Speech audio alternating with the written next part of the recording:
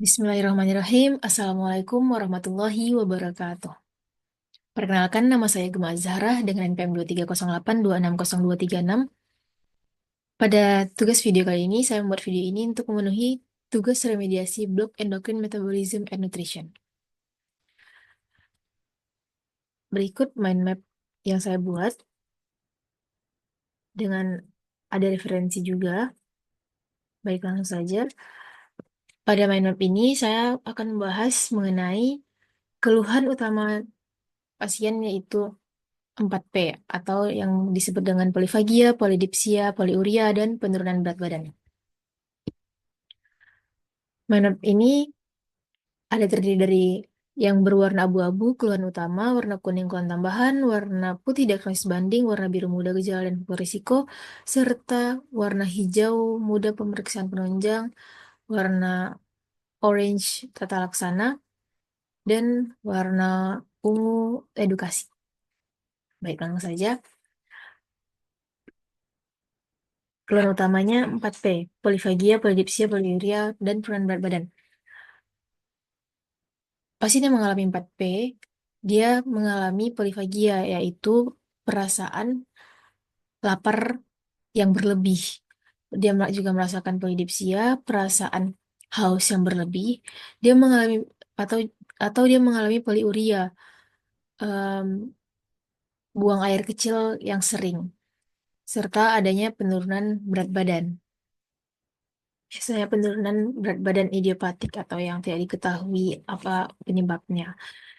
Nah, jika pasien datang dengan keluhan 4P tersebut, jika pasiennya ibu hamil, maka dugaan penyakit dari pasien tersebut disebut dengan diabetes mellitus gestasional. Dan juga biasanya pasien yang mengalami keluhan utama 4P akan disertai dengan kelelahan konstan atau penglihatan yang kabur dan juga jika pasien memiliki luka, maka luka tersebut butuh waktu yang lebih lama untuk sembuh. Jadi eh, mudah lelah, penglihatan kabur, dan lukanya lama sembuh. Nah, dari gejala yang dialami oleh pasien tersebut, kita bisa menduga bahwa pasien tersebut mengalami diabetes mellitus. Maka kita bisa periksakanlah kadar gula darah pasien. Ji- Jadi dari pemeriksaan kadar gula darah pasien, didapatlah jika pasien tersebut mengalami diabetes mellitus, maka didapat kadar gula darah puasanya lebih dari 126 mg per desiliter, atau pasien kadar gula darah 2 jam postprandial pada pemeriksaan TTGO lebih dari 126 mg per desiliter, atau kadar gula darah sewaktu pasien lebih dari 126 mg per desiliter, atau juga pada pemeriksaan HbA1c lebih dari sama dengan 6,5%. Nah, jika pasien mengalami keluhan keluhan 4P serta keluhan tambahan lainnya itu, dan juga diperiksa kadar gula darah pasien ternyata didapatnya seperti pada pemeriksaan penunjang ini, maka pasien tersebut dikatakan diabetes mellitus.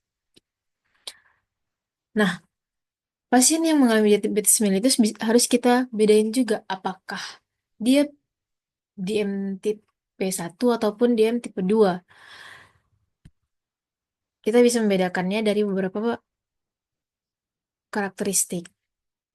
Jadi, biasanya di MTP1 ini sekitar 45% didiagnosis sebelum usia 10 tahun. Jadi, biasanya usianya muda nih kalau di MTP1, sedangkan di MTP2 usia dewasa. Kemudian, di MTP1 umumnya tidak obesitas, mayoritas terjadi penurunan berat badan menjelang diagnosis. Sedangkan di MTP2 umumnya itu overweight atau obesitas pasiennya. Dan juga di MTP1 riwayat keluarganya itu 10% ke pasien. Sedangkan di MTP2 Riwayat keluarga 75-90%.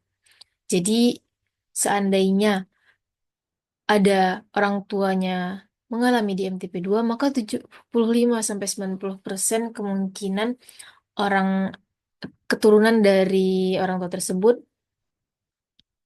akan menjadi pasien di MTP2.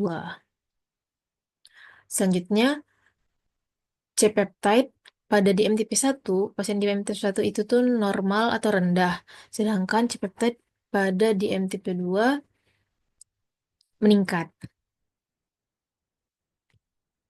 Kemudian pada di MTP1, kita lakukan tata laksananya yaitu terapi insulin. Sedangkan pada di MTP2, pada pasien yang tubuhnya kurus, maka diberi obat glibenclamid 1 kali 5 mg. Sedangkan pada pasien gemuk, diberi obat metformin 3 kali 500 mg. Dan yang terakhir kita beri edukasi kepada pasien, yaitu adanya pengaturan makan, olahraga, dan kontrol metabolik. Pengaturan makan ini diperlukan untuk menjaga dan memperbaiki berat badan pasien agar sesuai dengan berat badan ideal. Kemudian adanya olahraga karena setelah pasien mengatur pola makannya, perlu juga olahraga untuk menjaga berat badan ideal tersebut. Dan juga dengan olahraga dapat meningkatkan kapasitas kerja jantung.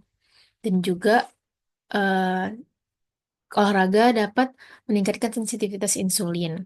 Sehingga hal itu dapat sangat baik untuk pengobatan pasien ke depannya terhadap penyakit DM ini. Dan yang terakhir ada kontrol metabolik. Ini sangat penting karena diharapkan pasien-pasien yang sudah berobat ini harus dilakukan kontrol berkala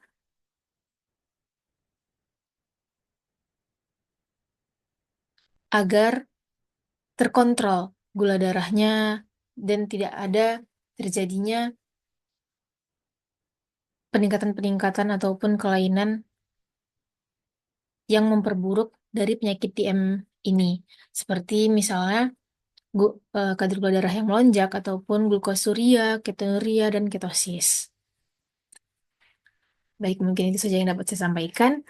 Saya menggunakan saya membuat mind map ini mengacu pada 3 referensi, yaitu ada buku Kapita Selekta Kedokteran Jilid 1 edisi kelima tahun 2020, juga ada buku Ajar Ilmu Penyakit Dalam Jilid 2 edisi 6 tahun 2015, serta jurnal Penyuluhan tentang Diabetes Mellitus, nama jurnalnya Jurnal Pengabdian Mandiri tahun 2023.